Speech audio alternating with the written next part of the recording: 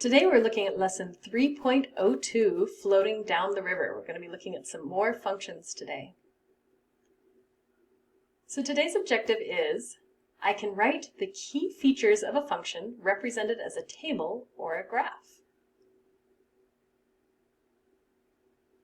So we're going to start with some vocab review. First thing is an intercept, the point or points where a function what? Increases, decreases, or crosses an axis. Choose one of these. An intercept is where a function crosses an axis. Okay, how about the domain? The set of all the valid what of a function. Is it inputs, outputs, or intercepts? The domain is all the valid inputs of a function.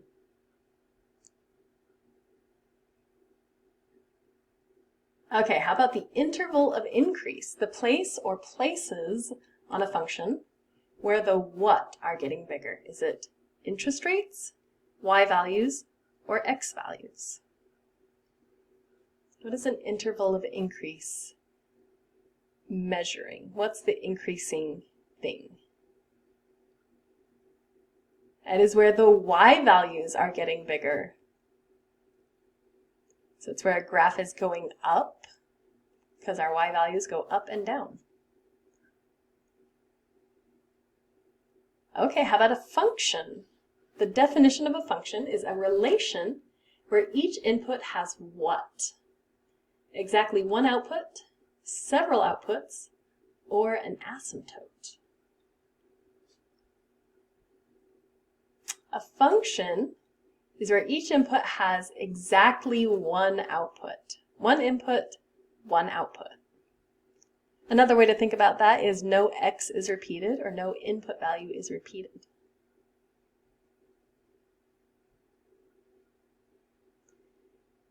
And the maximum. What is the maximum?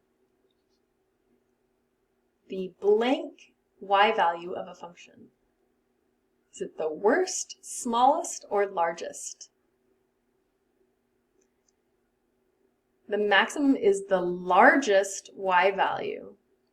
It's the biggest number in the y value.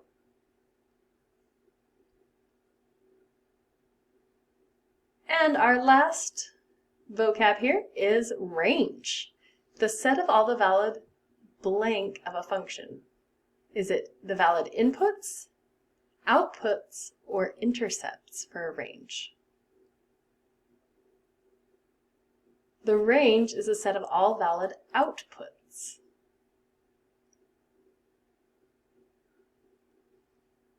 Nice job, that covers everything we're reviewing for vocab today.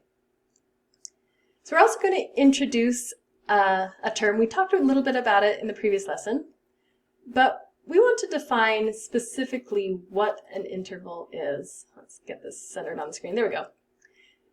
So an interval is a set of all numbers between two endpoints. So if we look at a numbered line like we have down here, we have -1, we have a dot at -1 and a dot at 5, and we've drawn a line in between them.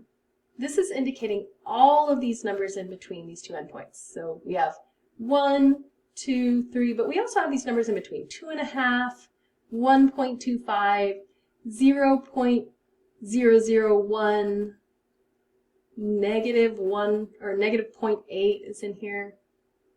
All of these numbers in between the two endpoints are considered an interval. When we have a closed dot on one side, that means we include that number. So -1 is in our interval here. When we have an open dot, that means we do not include the number. So 5 is excluded. All the numbers getting very, very, very, very close to 5 are included, but 5 itself is not included in this interval. So you may have seen intervals previously talking about inequalities. You may not have seen them. That's okay too. This is how we would write this inequality. We have -1 less than or equal to, we put the little equal to because the dot is filled in, x This is our x-axis, so x is our variable. And x is less than 5, so less than 5, but x is greater than or equal to -1. That's how we would write this as inequalities. But I don't know about you, I've always found inequalities a little bit difficult to get right the first time. I always feel like I point them the wrong direction. It eats the bigger one. Yep, our alligator chomps the bigger one. But even knowing that sometimes they're out of order, sometimes the bigger one's on the left side, it's hard for me to get these intuitively. So fortunately, when we write intervals, there's actually an easier notation for intervals than inequalities, and it looks like this. This is what interval notation looks like. We have the two endpoints. We write them in order, so the lower one, then the bigger one. We put a comma between them, so it ends up looking a little bit like an ordered pair. And then we have these brackets around the outside.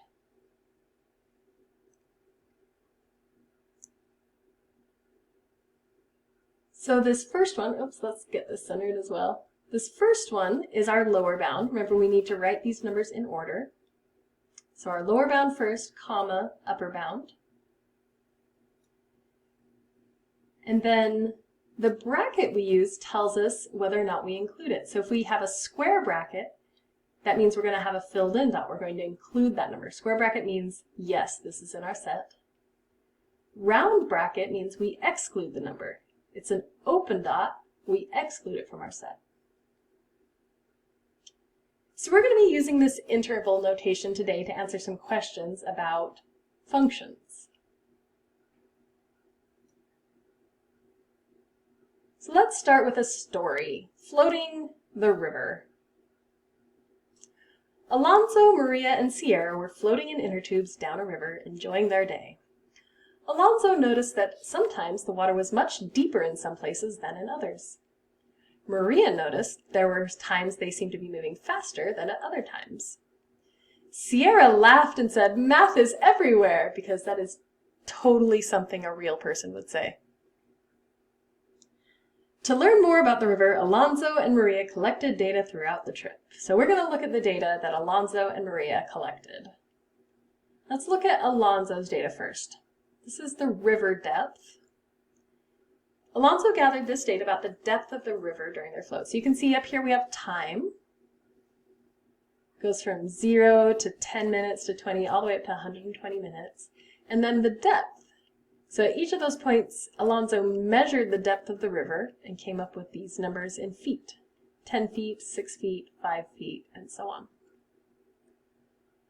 We have a couple more vocabulary terms to introduce today.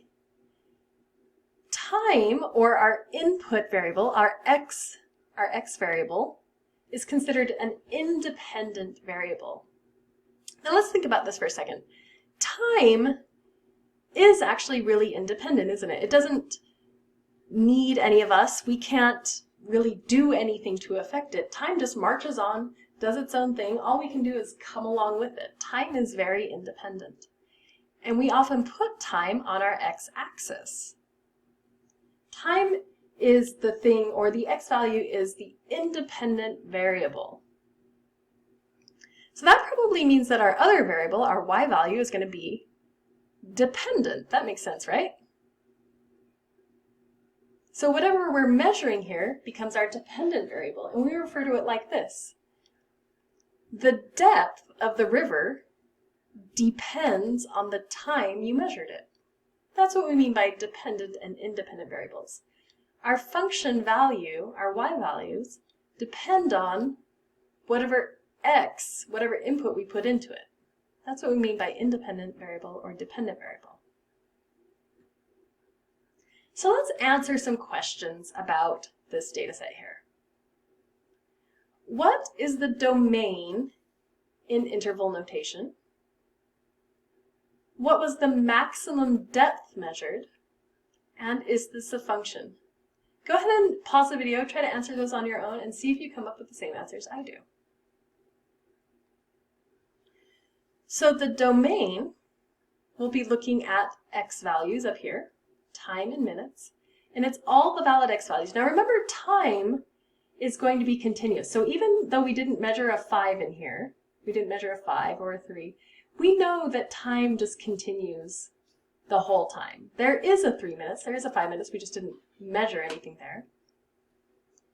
So the domain is all the numbers in between 0 and 120. That sounds like an interval. So let's think about how we write this in interval notation, 0 to 120. We're going to do lower bound, comma, upper bound, and then we need brackets, but we have to decide if they're square or round. Remember, square means they're included, so we have to see if they're in the data set. So 0 is in our data set. It gets a square bracket. And 120 is also in our data set, so it also gets a square bracket. Okay, what was the maximum depth measured? Let's see, depth, come over here. What is the largest value? There's a 10, that's large. Oh, but 12 is bigger than 10, so that might be the, yeah, looks like that's the largest value in our y's. The maximum is our largest y value, which is 12. And we can put units on there as well if we want to be complete, just so we know that we're talking about feet. The maximum depth is 12 feet, and that makes sense because we measure depth in feet. It's a measure of length. And then, is this a function? Well, remember we said if no x repeats, then it is a function. So let's see if we have any repeating x's. We have 0, 10, 20, 30, 40, 50, 60, 70, 80, 90, 100, 110, 120. None of them repeat. So yes, if no x repeats, there is a function. All right, so let's look at the data that Maria gathered now. So Maria created a graph instead of a table, and she created this graph by collecting data on a GPS unit that provided the distance she had traveled over a period of time. So you can see this is a similar period. Looks like they went for about 110, 120 minutes. And now she's tracking the distance, how far she traveled along the river. So this is distance in feet. Looks like each of these lines is 2,000 up to 10,000, 12, 14, 16, 18. Let's answer some questions about this data, about this graph. Okay, is this a function? Write the domain and write the range. Pause the video, see if you can answer those questions on your own. So first of all, is this a function? How can we tell on a graph? Well, we use the vertical line test, right? If we draw a vertical line anywhere on this graph, it looks like it only goes through once. That wasn't a very good vertical line, but you get the idea. It only goes through once at each of these vertical lines. So yes, this is a vertical function. Anywhere we would draw a vertical line would not go through more than once. Okay, how about the domain? What'd you get for the domain? Well, it looks like it starts at 0. Here's our 0 x value. And it goes up to about just a little bit over 120, maybe like 122 or something. So here's the line for 120, and it goes up to a little bit past that. So 0, 122 for interval notation. And then we have to decide if those endpoints are included. Well, there is a point here at the bottom, and there is a point here. Remember, these are points she measured on her GPS unit, so yes, both of those are included in the data set. That'll be square brackets. Now we need to write the range, all our valid y values for this function. So we start down here at the bottom. Looks like it starts at 0 again. And it goes up to, right about here. So what is that? That's 10,000, 12,000, 14,000, 16,000, and just a little bit, maybe like 16,100. So we start at 0, and we end at 16,100. So we write them with a comma in between. Then we say, are those closed dots? That one's closed, that one's closed, yes, so those are square brackets.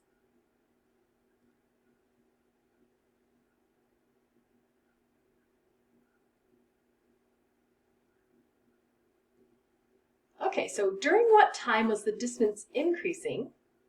Remember, this is an interval, so we could write it in interval notation. And during what time or times was the distance decreasing? Interval of decrease. Well, if we look at this graph over here, it looks like it's going up. It's going up here.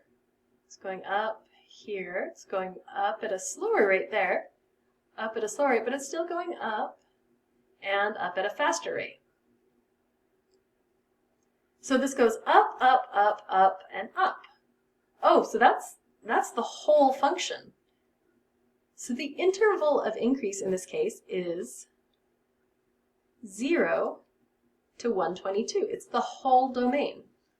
Over the whole domain, it's increasing. Well, if that's the case, then what's the interval of decrease? Well, it's not ever going down, so there is none. There's no interval of decrease here. You could also say NA, not applicable.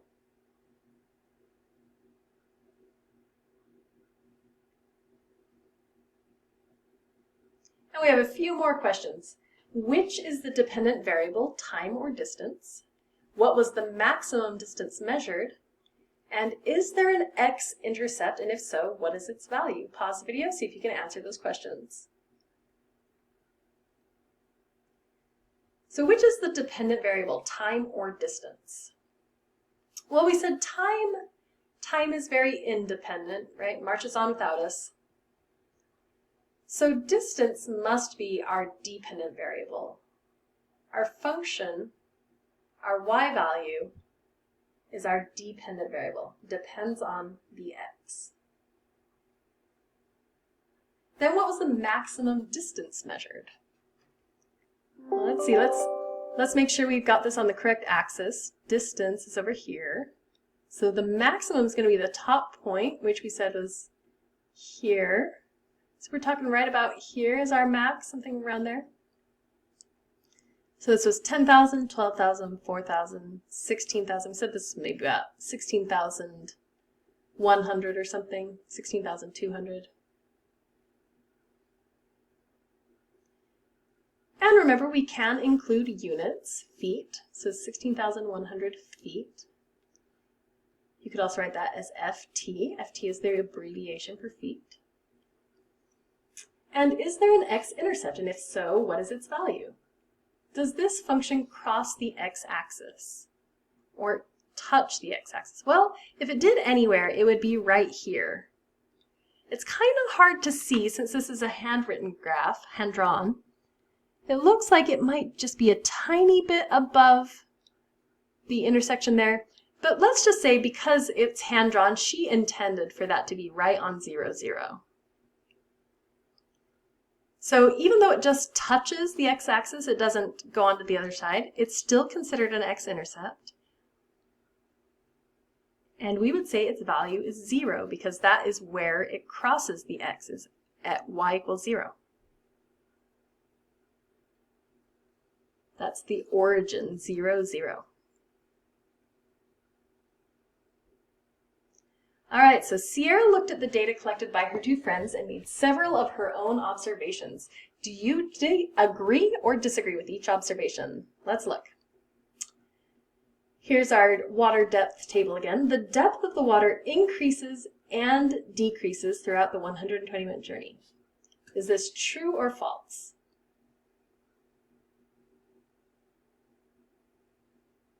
Let me get this on the screen. There we go. Is this true or false?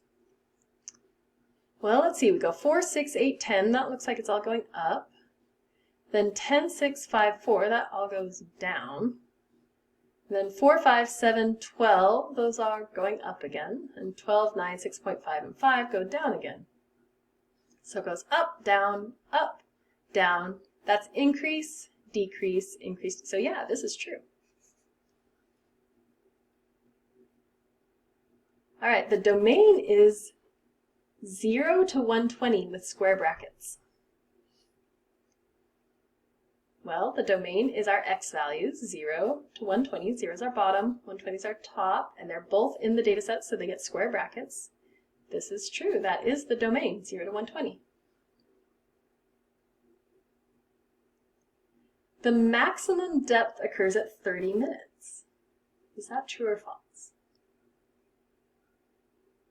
Well, let's look at 30 minutes over here. 30 minutes, there's a depth of 10 feet. Is this the maximum value?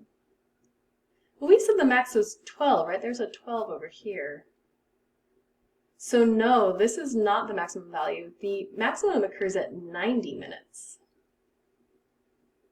So this is false. The maximum depth is not at 30 minutes, it's at 90 minutes. Okay, how about this one? True or false? The distance traveled is a function of time. Is that true or false? Well, we say that the distance here is our y value, right? And our y value is the same thing as our function.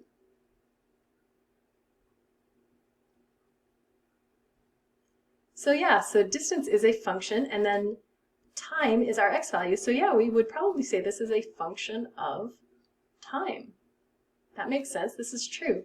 Distance traveled is a function of time.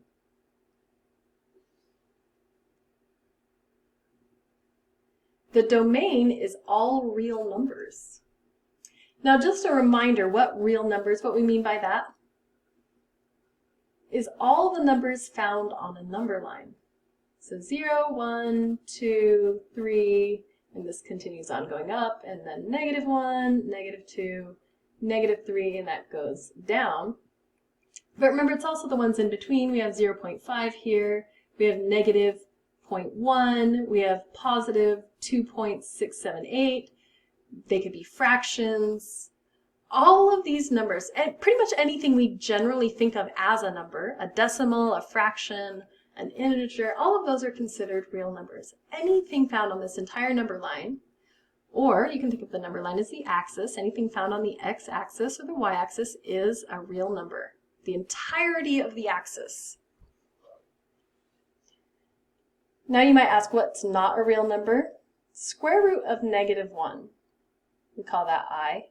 We're not going to be talking about that in this class, but that is considered a complex number. It is not in the set of real numbers. You can't put this anywhere on a number line. It doesn't fit. So I'm just going to erase that so you don't worry about it. We're asking, is the domain all real numbers here? Is that the same thing as the domain?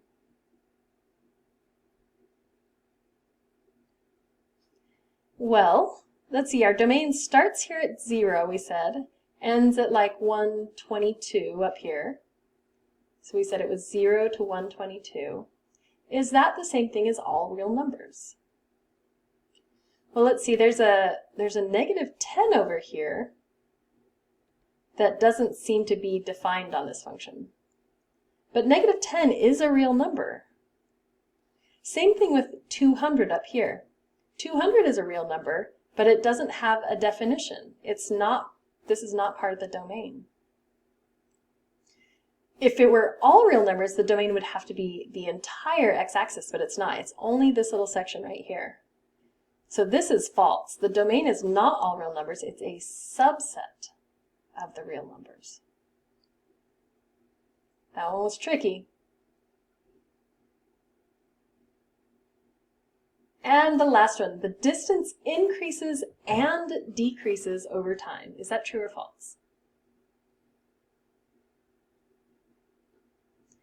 Well, remember we said this is increasing, increasing, increasing, increasing, and increasing at different rates, but still increasing the whole time. Is there anywhere this function decreases? No, there isn't. So this part of that statement is not true, which makes the whole thing false.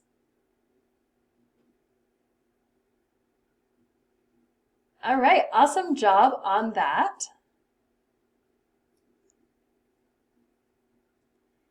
And that brings us to the end of the lesson. Today's objective is I can write the key features of a function represented as a table or a graph. So we looked at depth of a river as a table and distance on the river as a graph.